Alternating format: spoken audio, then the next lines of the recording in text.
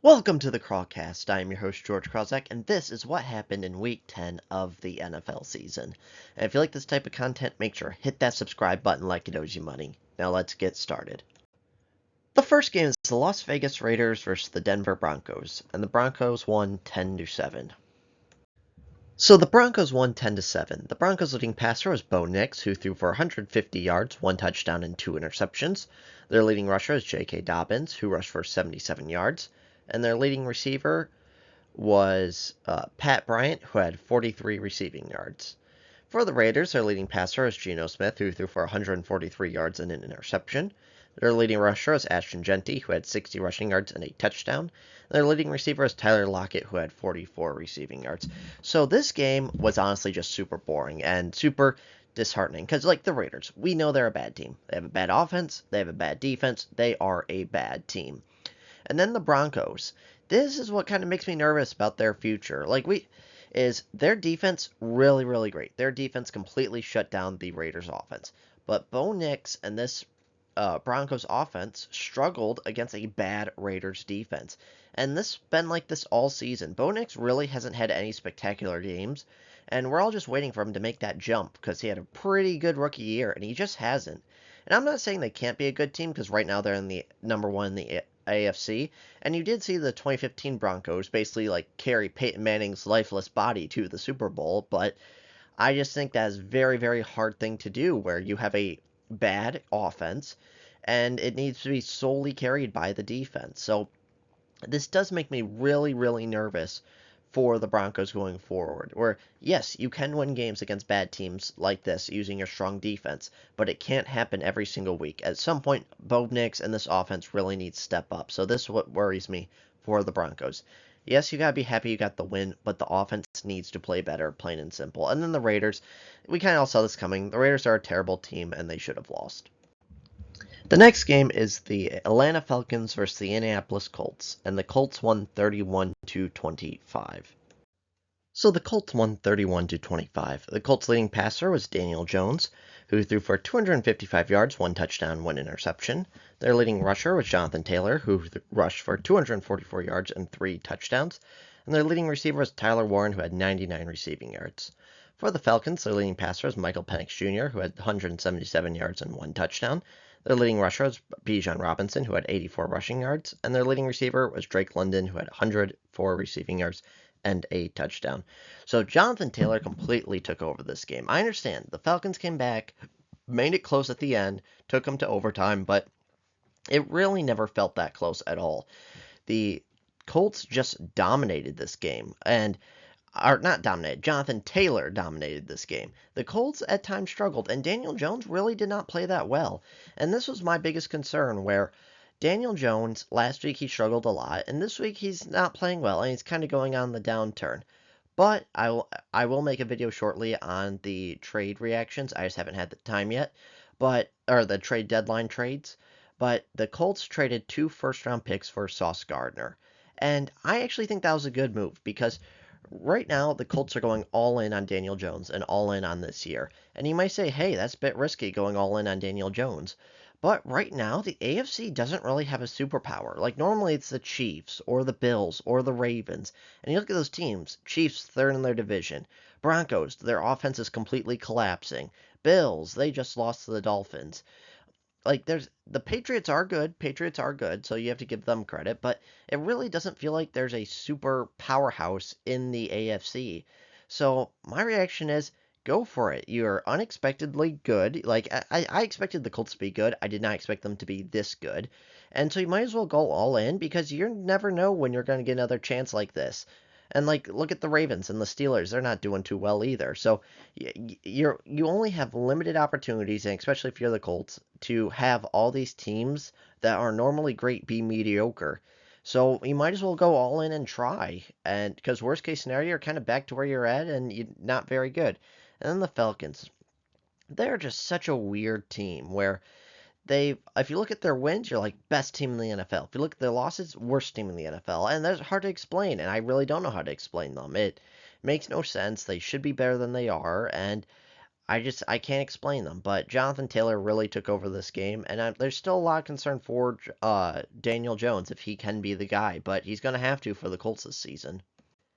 The next game is the Cleveland Browns versus the New York Jets, and the Jets won 27-20. So the Jets won 27-20. The Jets' leading passer was Justin Fields, who threw for 54 yards and a touchdown. Their leading rusher was Breece Hall, who had 83 yards, and their leading receiver was Breece Hall, who had 42 yards and a touchdown. For the Browns, their leading passer was Dillon Gabriel, who had 167 yards and 2 touchdowns. Their leading rusher was Quinshon Judkins, who had 75 rushing yards, and their leading receiver was Jerry Jeudy, who had 78 receiving yards and a touchdown. There's not really much to say about this game. So the Jets had 2 special teams touchdowns, and that's what won them the game. Kind of plain and simple. Like this is something crazy to me. If it wasn't for a screen, Justin Fields would have had 5 passes for 12 yards and an interception. If it wasn't for one screen pass. So that's just nuts to me. And then Dillon Gabriel. There's lots of calls for his benching and potentially the the Browns going with Shedeur Sanders. Here's the thing about Dillon Gabriel. He's not playing spectacular. He's not playing amazing, but he's not playing terrible. So it's like he's playing just good enough to keep his job and to remain the starter, but he's not playing well. Like he's not playing bad enough to be benched, and he's not playing good enough to be the future of the franchise. So I don't know. Dillon Gabriel's still a question mark, and I say until he still has like that game where he absolutely blows it and plays horrible, then bench him. But really, he should have played well enough to win. And again, I feel like that's all that I gotta say. This game had 2 teams that aren't making the playoffs and 2 teams that don't really have anything going for them. So, Jets, I guess you're happy with a win, although that ruins your pick and you're trying to rebuild.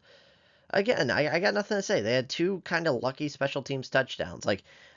Justin Fields, if you remove 1 pass, he had 12 passing yards. I don't feel comfortable with a quarterback having 12 passing yards, but that's it. This is just a boring game. Nothing else to say. Next game is the New Orleans Saints versus the Carolina Panthers, and the Saints won 17-7.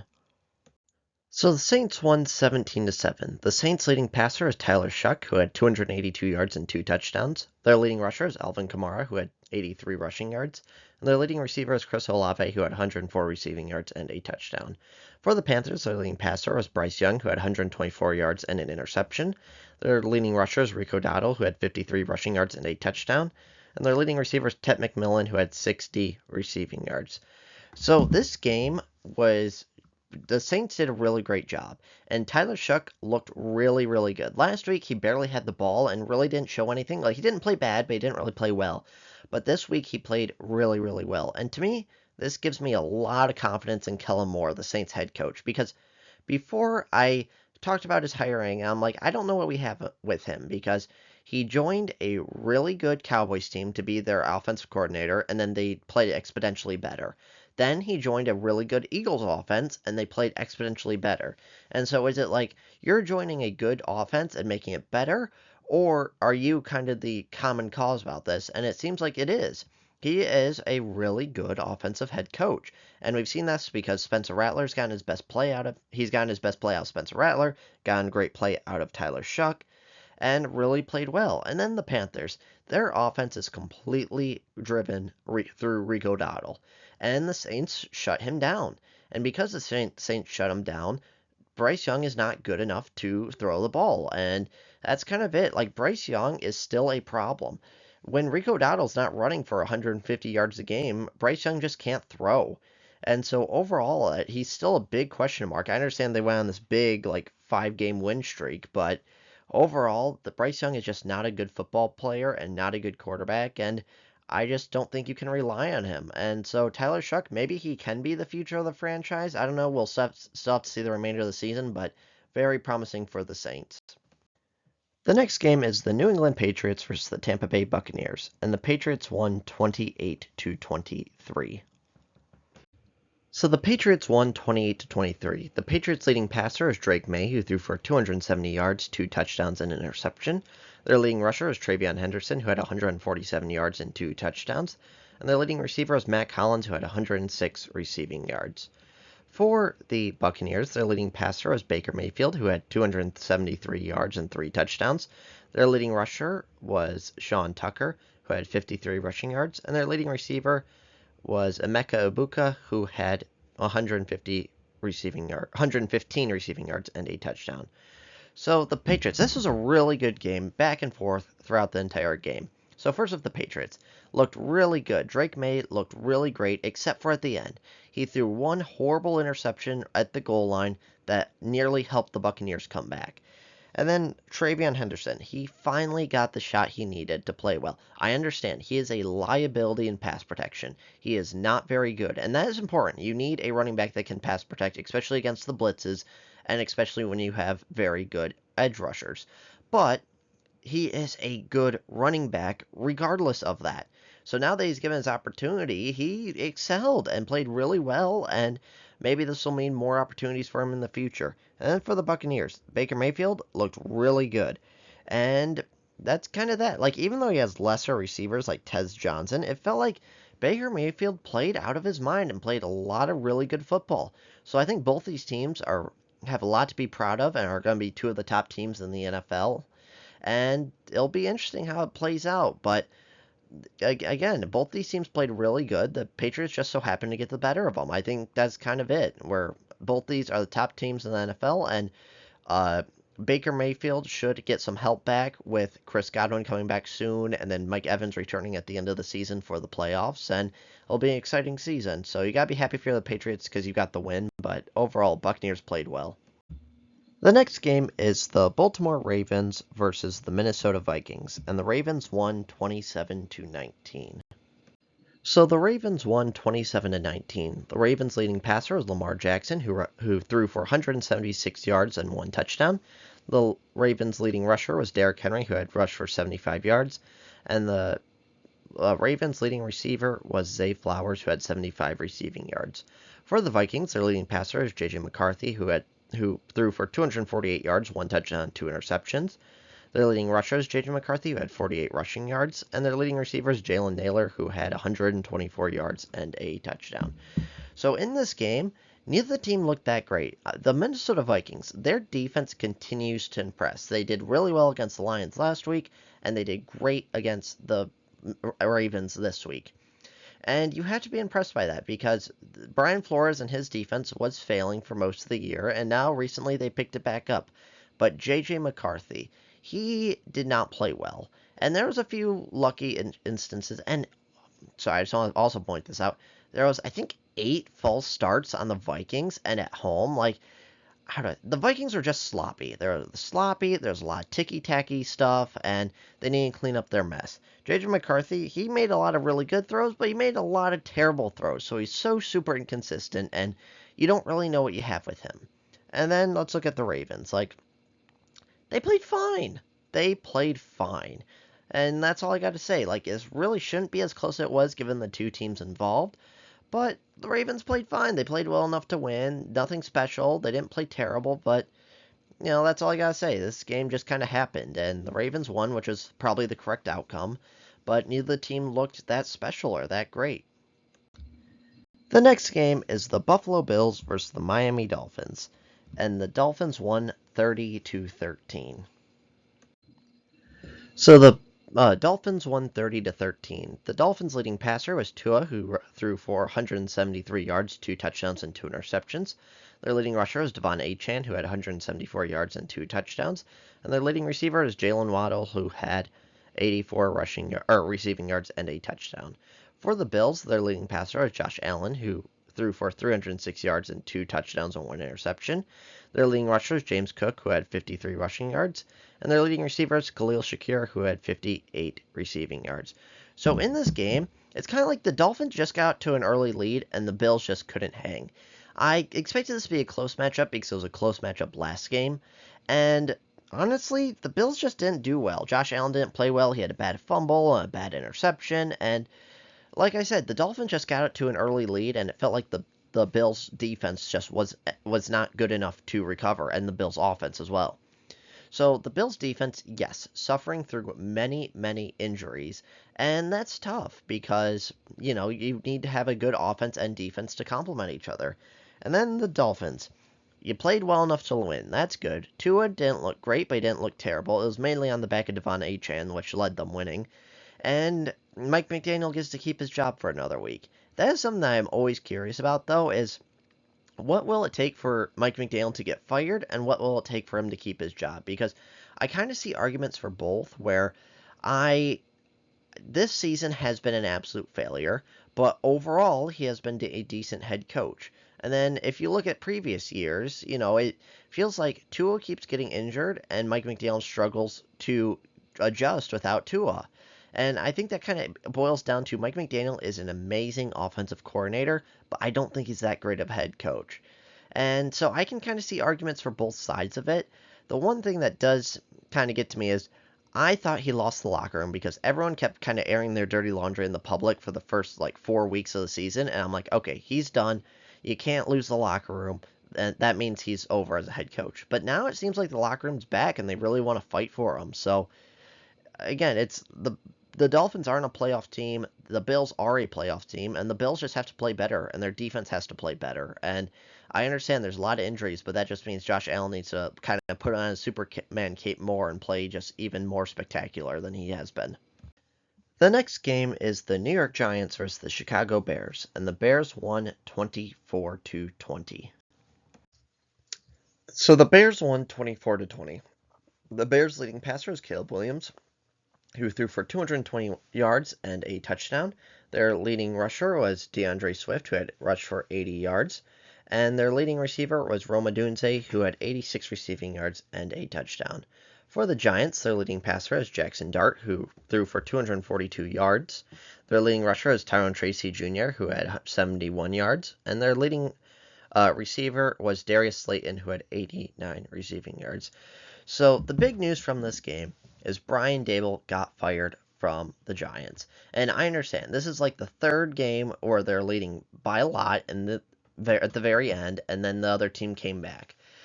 I disagree with the firing of Brian Daboll because I don't think he's been a perfect head coach, but look at Jackson Dart. Right now, I think Jackson Dart is definitively the best rookie quarterback so far. Of course, anything can change. For example, like last year, Bo Nix and Jayden Daniels looked really good, and now they're not. And C.J. Stroud looked good his rookie year. Now he's not. But Jackson Dart right now, out of the, 4 rookie quarterbacks starting, he is the best one. And so I think it's important for his development that he sticks with his head coach, Brian Daboll. No one expected the Giants to be a playoff team this year. No one expected them to be amazing this year. And so I think that is just a bad decision. And also, look at what they're suffering through. Jackson Dart just got his 4th concussion of the season. Cam Skidmore, their leading running back, towards ACL, and Malik Nabers, their leading receiver, towards ACL. So those injuries are also not Brian Daboll's fault. So I think that was just a very poor decision because, again, Jackson Dart is playing well under Brian Daboll, and that's the most important thing, is that Jackson Dart is the future of the franchise and that he keeps rolling.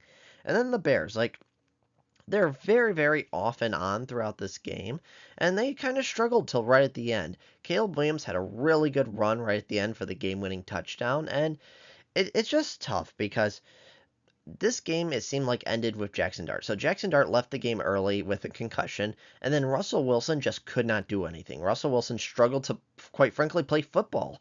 And that's how it's been all year, where he had one good game against the Cowboys defense, and then he's just been terrible. So overall, I just don't know what to say. I think this was very unfair to fire Brian Daboll over this because the injuries are not his fault. And I think overall it's important for a rookie quarterback's development to be with a good head coach.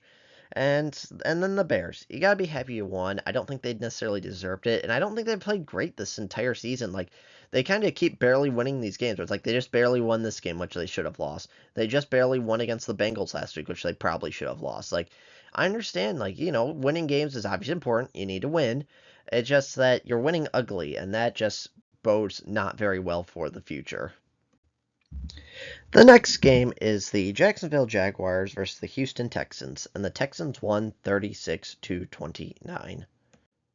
So the Texans won 36-29. The Texans' leading passer is Davis Mills, who threw for 292 yards, 2 touchdowns, and an interception. Their leading rusher was Woody Marks, who had 63 rushing yards and a touchdown, and their leading receiver is Nico Collins, who had 136 receiving yards. For the Jaguars, their leading passer is Trevor Lawrence, who threw for 158 yards, 1 touchdown, 1 interception. Their leading rusher was Travis Etienne, who had 58 rushing yards and a touchdown, and their leading receiver was Jakobi Meyers, who had 41 receiving yards. So this game, the Jaguars were never the better team. The Jaguars got lucky with 2 kick return touchdowns, and then the Texans and so they got ahead like 17-0 really, really early. And then the Texans came back because they're the better team. And this is what I said before the game. The Texans defense is elite. The Jaguars, they have a below average offense and they have an average defense at best. Whereas the Texans, they have a terrible offense under CJ Stroud and an elite defense. And so now Davis Mills comes in and plays a little bit better. Not great, but a little bit better. And that's what led them to winning the game. And I really don't think this is a shock to mostly anybody because the Jaguars are not that good of a team. I think they got a few really lucky wins, and they were kind of frauds, and now it's been shown. Trevor Lawrence does not seem like the guy, and I just don't know what to say. Like, with the Texans, at least you have a good defense. CJ Stroud is very concerning because he's not playing well, and then Davis Mills comes in, and he plays fine. Davis Mills plays fine. And then Trevor Lawrence just needs to play better. I understand he has a top contract, but again, I know I mentioned this earlier, but the 3 guys that have such similar careers are Trevor Lawrence, Kyler Murray, and Tua. And then maybe you want to slide Jordan Love into this, but I'll get into that a little bit later. But overall, just the Jaguars are not a very good football team. The Texans have an elite defense, so at least one side can play well and lead them to a victory. The next game is the Arizona Cardinals versus the Seattle Seahawks, and the Seahawks won 44-22. So the Seahawks won 44-22. The Seahawks' leading passer was Sam Darnold, who threw for 178 yards, 1 touchdown, 1 interception. Their leading rusher was Zach Charbonnet, who had 83 rushing yards and a touchdown. And their leading receiver is Jackson Smith-Njigba, who had 93 receiving yards and a touchdown. For the Cardinals, their leading passer is Jacoby Brissett, who had 258 yards and 2 touchdowns. Their leading rusher was Amari DiMercato, who had 64 rushing yards, and their leading receiver is Trey McBride, who had 127 receiving yards and a touchdown.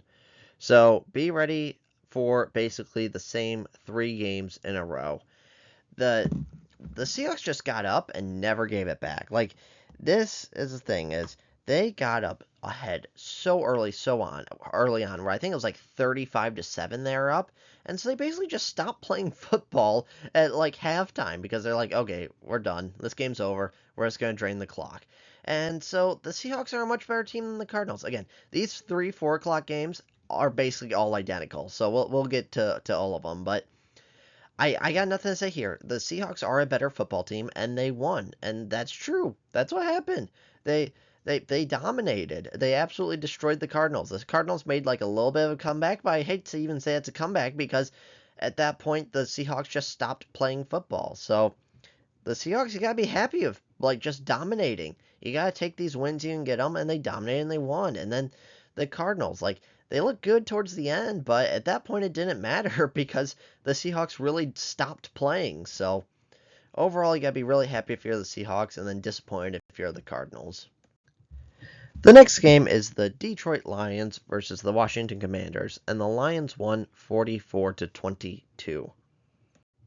So the Lions won 44-22. The Lions' leading passer was Jared Goff, who threw for 320 yards and 3 touchdowns. Their leading rusher was Jahmyr Gibbs, who had 142 yards and 2 touchdowns, and their leading receiver is Jameson Williams, who had 119 yards and a touchdown. For the Commanders, their leading passer was Marcus Mariota, who had 213 yards and 2 touchdowns. Their leading rusher is Bill Krosky-Merritt, who had 30 rushing yards. And their leading receiver was Treylon Burks, who had 58 receiving yards. So just like the last game, this was just pure domination from start to finish. It is interesting because Dan Campbell announced that he's taking over calling plays, and it's actually funny because he's wearing his glasses now and has the big play sheet. And I don't know how much credit you want to give Dan Campbell because, for example, last week, yes, their offense did not look very good last week, but it was against a Vikings defense that is very, very good. This week, their offense looked amazing, but it's against one of the worst defenses in the NFL against the Commanders. So I don't know where credit goes around, but the Lions, they played like a best team, and you have to beat these terrible defenses. So not much to say about this game. The Lions just dominated the Commanders from start to finish, and the Lions are a great team, and the Commanders are a terrible team. So nothing much there. The Commanders are struggling with injuries, and they had no way of winning this. Got absolutely destroyed. The next game is the Los Angeles Rams versus the San Francisco 49ers, and the Rams won 42 to 26. So the Rams won 42 to 26. The Rams' leading passer was Matthew Stafford, who threw for 280 yards and 4 touchdowns. Their leading rusher is Kyren Williams, who had 73 rushing yards and 2 touchdowns. And their leading receiver is Davante Adams, who had 77 receiving yards and a touchdown. For the 49ers, their leading passer is Mac Jones, who threw for 319 yards and 3 touchdowns and 1 interception. Their leading rusher was Brian Robinson, who had 41 rushing yards and a touchdown. And their leading receiver was George Kittle, who had 84 receiving yards and a touchdown. So in this game, the Rams got up to a major lead. They're up 21-0, and then the 49ers slowly creeped back, but at that point, it was too late. The Rams had already won the game effectively. Like, Mac Jones and the 49ers didn't play horrible, but Christian McCaffrey got completely shut down. Mac Jones threw a bad interception, and then the Rams just dominated. And I will say this, Matthew Stafford is the definitive MVP of the NFL. I know people are saying about Jonathan Taylor or suggesting other guys like Drake May. No, it's Matthew Stafford. And I feel bad for Matthew Stafford because I feel like he's not getting the national recognition that he deserves. And I think it's because he's never really been in the conversation in his career, and this might be his final season. And so that's kind of an oddity where you go from someone never being in the MVP conversation to now all of a sudden being the MVP in their final year. That just like simply doesn't exist where you have such a huge turnaround for Matthew Stafford's always been at like a top 10 QB or so, but he's never been the number one guy. And so that's why I think he's not getting the recognition that he deserves, because in the past he's never been this guy. But he is elite. He is the best quarterback in the NFL. No ifs, ands, or buts. I understand we have plenty of season to go, but if the season ended today, he should be the definitive, get every single vote, first place vote for MVP. He is the best quarterback in the NFL right now. So with the Rams, you gotta be very happy, and then the 49ers, it's just tough because they are playing well, and they are definitely playing kind of above their station where they should be, but they have so many injuries, and it's hard to even say, what they are as a team, because they're definitely playing better than they should get, considering everyone's injured, but I think there's too many injuries to really consider this team a top-tier team or even a playoff team. The next game is the Pittsburgh Steelers versus the Los Angeles Chargers, and the Chargers won 25-10. So the Chargers won 25-10. The Chargers' leading passer is Justin Herbert, who threw for 220 yards and a touchdown. Their leading rusher was Kamani Vidal, who had 95 rushing yards and a touchdown. And their leading receiver is Ladd McConkey, who had 107 receiving yards and a touchdown. For the Steelers, their leading passer is Aaron Rodgers, who had 161 yards, a touchdown, and 2 interceptions. Their leading rusher is Jaylen Warren, who had 70 rushing yards, and their leading receiver is DK Metcalf, who had 35 receiving yards. So in this game, the Steelers just need to figure out what's going on with them. So this entire season, the Steelers' offense has played really well under Aaron Rodgers, except for one game, and then their defense has struggled. And now that their defense has finally figured it out, the offense is now struggling. They can't play complementary football. Where last week, the defense completely shut down the Colts, and Aaron Rodgers and this offense really didn't do much. And then this week, same thing. Their offense shut down the Chargers, or their defense largely shut down the Chargers, and Aaron Rodgers and this offense couldn't do anything. So, a couple of things. Number one, the Chargers' defense is very good, and they deserve a lot of credit there. They completely destroyed the Steelers' offensive line. And then the Steelers' receivers, they don't have a number 2 guy. It's like DK Metcalf and nobody else. For example, Aaron Rodgers' interception, I believe it was Calvin Austin. He was wide open for a slant. Aaron Rodgers hit him right in the hands, bounced off, and got intercepted. And so that's kind of it. It feels like if you shut down DK Metcalf, if you double team him, it's over. Aaron has no one else to go to, and then if your pass rush gets them, Aaron Rodgers isn't athletic enough to move out of the way, and so it just feels like the Steelers need to get back to both scheming up better things and playing complementary football.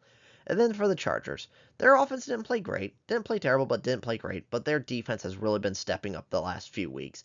And that's promising because if Justin Herbert gets back on his normal run of playing really well, then this team can be a good team. But Justin Herbert still needs to play a bit better. So I think there's a lot of happiness with the Chargers, especially since you won, and then a lot of cause for concern for the Steelers. It's like this happens every year where they have a run of where they're really, really good, and then they kind of collapse, and then they finish 9-8. Maybe it'll happen again this year, maybe it won't, but both Rodgers needs to play better, the offensive line needs to play better, and the receivers need to play better. It's all about complementary football. It's like when the defense is on, the Steelers offense can't do anything. And when the Steelers offense is electric, the Steelers defense can't do anything. So they just need to figure something out and play better. The final game of the week is the Philadelphia Eagles versus the Green Bay Packers, and the Eagles won 10-7.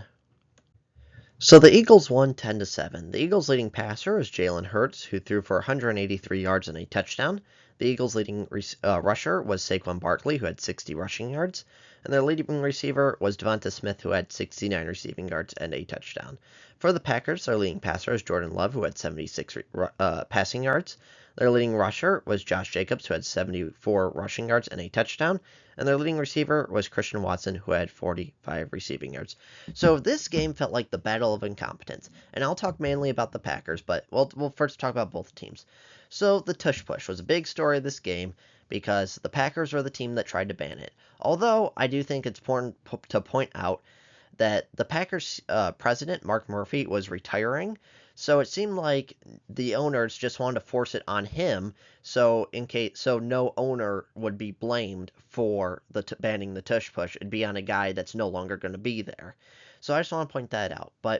So the tush push, the Packers run a tush push first, and the Packers left tackle Rasheed Walker just jumps before the snap. False starts. Should have been called. It wasn't. And then the Eagles run a tush push, and Landon Dickerson, their left guard, it's not even he jumps off sides. He starts the ball. He starts a yard from the ball. He is ahead of the center just off the start before he clearly jumps offside. Way before the ball is snapped.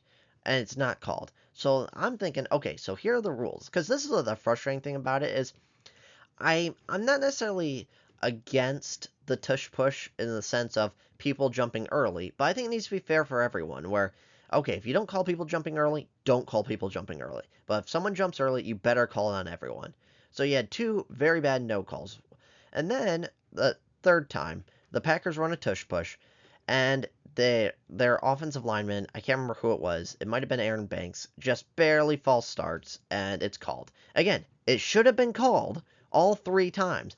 And then after the game, no more tush pushes because I think the Eagles got scared and the Packers got scared that the refs are going to finally call this. So call it every single time. Okay, you had two times where the Packers barely jumped off sides, which they did, or barely false started, which they did and should have been called. And one of them was called. And then you had the Eagles, blatantly do it. Again, he was lined up past the center from the start. And that's just ridiculous. And then, so the refs were a problem. And then the Packers, let me get to the Packers play calling. They had a lot of short runs, a lot of things were stuffed, and the offense couldn't do anything. And then the Packers defense actually played really well against this Eagles offense. This Eagles offense is a good offense, and the Packers defense shut them down for the most part. There was one play call at the end that I didn't understand at all so think about this. It is 4th and 6. It's going to be about a 55-yard field goal, I believe. And the Eagles go for it. I don't understand that. If they would have punted, then they would have given the Packers the ball at probably the 5-yard line with 20 seconds left to get either a field goal to tie it or a touchdown to win it. And then if they would have kicked the field goal, then the Packers would have had probably about 20 seconds left to go 60 yards to get a touchdown to win it. And then you go through the option where you go for it, and then it's an incomplete pass. And the clock management by Nick Sirianni and this Eagles team made no sense. They're throwing the ball instead of running out the clock and really almost let the Packers come back in this. So now let's talk about the Packers, because I've seen so many calls for Matt LaFleur to get fired. And I think they're a little bit overwrought. So I'm going to kind of make both cases on why he should be fired and why should he keep his job. So why should he be fired? Because this Packers offense needs to play better. Right now, the Packers are in a win-now mode. They gave up everything for Micah Parsons, and now that Micah Parsons is on the team, they should be one of the best defenses in the NFL. And they are. Their defense shut down the Eagles. And then the Packers' 3 losses. Okay, this is why I really blame Matt LaFleur, is the hiring of Rich Bisaccia. He's been terrible. He needs to be fired. So they lost to the Browns by 3, which included a blocked field goal. They lost to the Panthers by 3, which included a missed field goal. And then they lose to the Eagles by 3, which included at the end, they went for a 64-yard field goal. I couldn't tell if it was blocked or missed. I think it was blocked. It looked blocked to me. So 3 games, you lose by 3 points each time, and you had a special teams error that led to that. Rich Bisaccia needs to be fired. And then Brandon McManus, the kicker.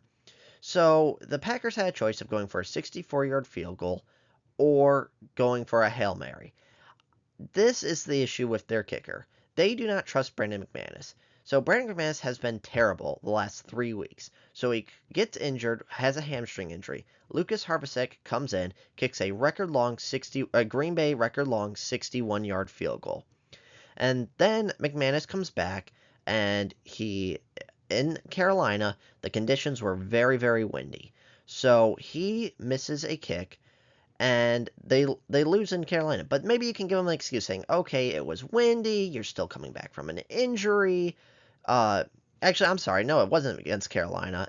It was another game where he was short from like 45 and then shanked left I think like a 56-yard field goal, something like that, where it was like short from 43 and then shanked left. And then in Carolina, windy, misses a field goal. So again, coming back from injury, you can give them those excuses, but you have no excuse of going short. So in this game, the Packers had 2 opportunities. They had an opportunity to kick a 57-yard field goal. They declined and punted. They had an opportunity to kick a 59-yard field goal. And then they decided to go for it on 4th down instead of kicking the 59-yard field goal. Right now, there's no excuses for not kicking those field goals, okay? You saw Greg Little kick a 68-yard field goal. Brandon Aubrey, sooner or later, is going to kick like a 76-yard field goal. So the way he's kicking. So a 57 and a 59-yard field goal should be chip shots at this point. Every kicker should make both those kicks. And the Packers don't trust their kicker's leg enough to make those kicks. He can't be on the team. You need to give Harvasek the shot. I don't know if he's injured or if they just don't trust him. But if you can't make those 2 types of kicks, you're done. And then they kick a 64-yard field goal. They try it once, and McManus is just short. And I'm on the fence about going for it again after that, where he's just like 2 yards short. So maybe with a little bit more, a second shot, he can get more little leg in it. I don't think that's a bad idea, but you could have gone for the Hail Mary. So either way, that's a disaster. And so if you look at this, it's like, okay, the offense is terrible, and you're losing games you should win, and the special teams is a disaster, and Matt LaFleur hires the special teams coordinator. Now let's look at the caveats to those. The Browns. They lost to the Browns, who at that point had the best defense in the NFL, so he deserves a lot of credit for that, where the offense was shut down by the best defense in the NFL. The Panthers. This seemed like a little bit overcorrecting, where it was insanely windy, and Matt LaFleur was scared to run his offense in the wind, which I disagree. I think is a terrible idea because Jordan Love is one of the top paid quarterbacks, okay? I understand wind affects all quarterbacks, but once you're the top paid quarterback in the NFL, you should be throwing in the wind. And I don't care how windy it is, you should be able to make these key throws. And then this game, the offense got completely shut down, but they had no wide receivers, okay? The only receiver, there are only two receivers that came into the offense healthy. Uh, Savion Williams, who is a rookie, who is a rookie, missed all training camp, is slowly getting acclimated to the offense, and Malik Heath, who is an undrafted free agent. That's it. And so it's not Matt LaFleur's fault that Bo Melton's dropping passes. Romeo Doubs is dropping passes. Christian Watson let a deep ball boink off his head because he wasn't paying attention. Those plays are not Matt LaFleur's fault. And then this is where I bring, and then also Romeo Doubs left the game earlier with an injury because what happened is I believe it was Quinion Mitchell. There was a pass, and Quinion Mitchell was literally riding on Romeo Doubs's back, and so that and that wasn't called for pass interference. So the refs were horrible. And then I think there's the idea on paper and then the idea in practice. With the Green Bay Packers, they wanted to be a run first team. That's why they signed Aaron Banks. That's why they rebuilt this offensive line, because they're saying we are going to be a run first team, and then we're going to use that to build off play action and get a deep ball with Jordan Love. The big problem with that, Aaron Banks and this offensive line has been a failure and has been terrible, and the Packers cannot run the ball. Aaron Banks is not good. Elgton Jenkins has played bad, who is also injured now. After coming off of his injury, Zach Tom has not played the same. Rasheed Walker has been playing bad.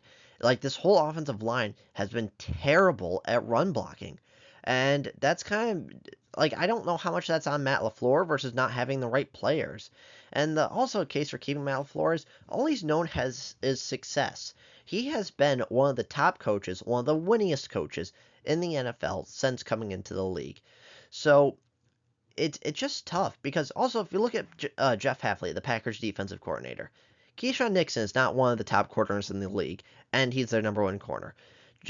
Carrington Valentine is not one of the top corners in the league, and he's one of their number two corner because Jeff Hafley schemes things up to make the defense good. Yes, Micah Parsons plays a huge role in that, but he helps hide their weaknesses, and Matt LaFleur needs to do better with his play calling. He needs to scheme up plays that hide the weaknesses and exuberant strengths.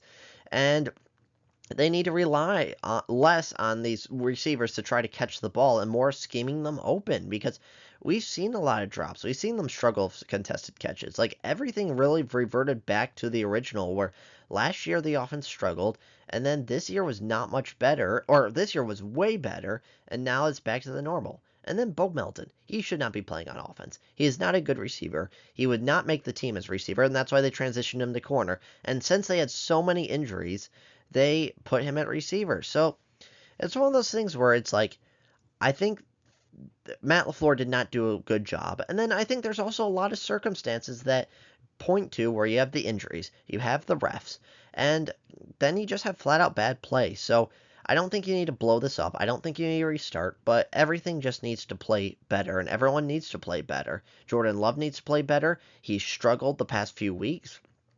And here's also a big thing is, again, the special teams. They have no kick returns. They have no, so they're always struggling with field position. They have no punt returns. They're always struggling with field positions. And if these kickers can make these kicks or they're just not blocked, we'd be having a whole different conversation right now. And that's where the blame is Rich Bisaccia. He needs to go. Plain and simple. He needed to go a year ago. And again, it's these special teams mistakes. Like, this kind of reminds me of, even though their offense is not as good as the Chargers, where the Chargers in 2009, I believe, they had the number one ranked defense, number one ranked offense, and they had the worst special teams and missed the playoffs. That's what they're starting to feel like, where the Packers have a great defense. The Packers have I'd say, above average offense, but their special teams is costing them and costing them and costing them. And that's the real failure there. Because if they trusted McManus to make those 2 field goals and he made them, we're having a whole different conversation right now. Because that's the thing about it. The Eagles played horrible as well, but nobody's talking about them because they won. Winning kind of exudes and forgives all the mistakes and terrible plays. So I do not think Matt LaFleur needs to be fired. And I think all this that makes it worse is the Bears winning. Because if the Bears lost to the Giants, like they should have, because they were down the entire game until right at the end, the Packers would not be 7th in the conference and 3rd in the division. Because I think you can say, like, okay, we're behind the Green Bay Packers are behind the Lions. And the Lions have an elite offense, and I think they have an okay defense. Whereas the Packers, they have an elite defense, and I think an okay offense. And so there's an argument, at least, that the Lions are better than the Packers and probably should be ahead of them. Whereas I don't think there's a single argument out there that the Bears are better than the Packers and should be ahead of them. They keep kind of getting lucky in winning their games. So the Packers, it's going to be a rough road ahead, but they went all in this year, and they kind of can't have any excuses. Matt LaFleur needs to call better plays. The offense needs to play better. Again, these receivers need to stop dropping balls. The offensive line needs to stop missing blocks, and Jordan Love needs to stop making stupid mistakes. So overall, it was a disaster for both teams, but it's even bigger disaster for the Packers because at least if the Eagles playing horrible, they won. So let me know your thoughts in the comments below. What do you think of this week? What you like? What you don't like? And if you like this type of content, make sure to hit that subscribe button like it owes you money, and I'll see you on the next one.